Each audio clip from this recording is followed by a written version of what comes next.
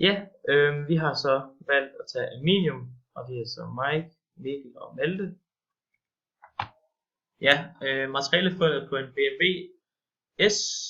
BMW's G310R. Og G310R er en ny motorcykel lavet af BMW, som udkommer i slutningen af 2016.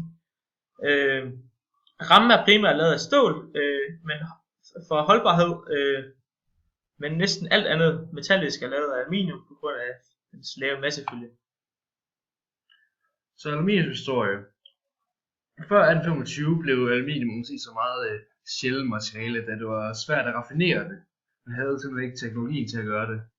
Men efter 1825, der var der en dansk kemiker, som hed Hans Christian, som fik lavet en ren form af aluminium. Ikke nok til at blive matproduceret, men stadigvæk han fik lavet den første rene form.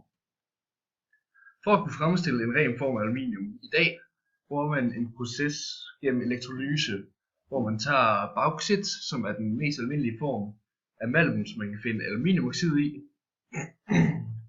hvor man simpelthen tager og smelter det her bauxit i flydende kryolit, og kryolittet her har så en lavere smeltepunkt, så det er flydende.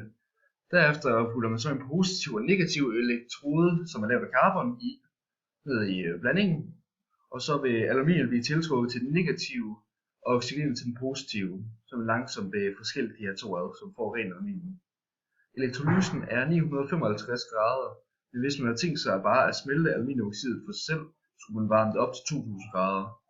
Den her proces er man så i stand til at lave 50 kg per time. De kemiske reaktioner, der sker ved anoden og katoden, det er så de forskellige navne, man bruger for den negative og den positive, ses her.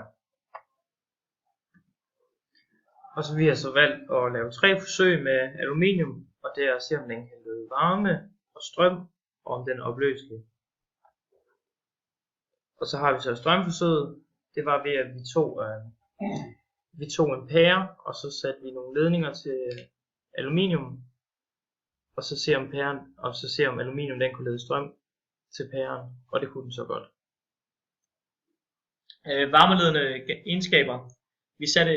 Vi havde testet et forsøg, og hvor vi satte et langt stykke aluminium på en varmeplade, og satte pladens temperatur til 150 grader Celsius, hvor aluminium blev så målt til 146 grader Celsius længst væk fra kogepladen, så vi kan så konkludere, at aluminium leder varme.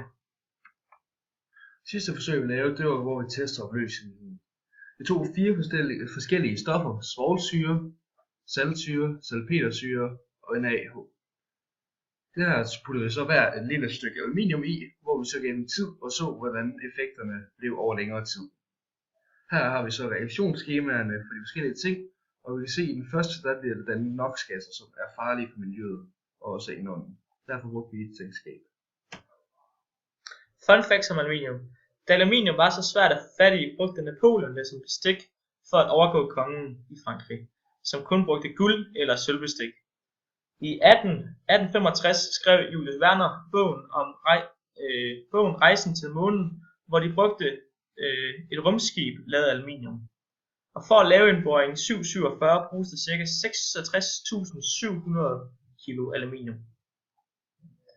Ja, vi brugte disse kilder til vores præsentation.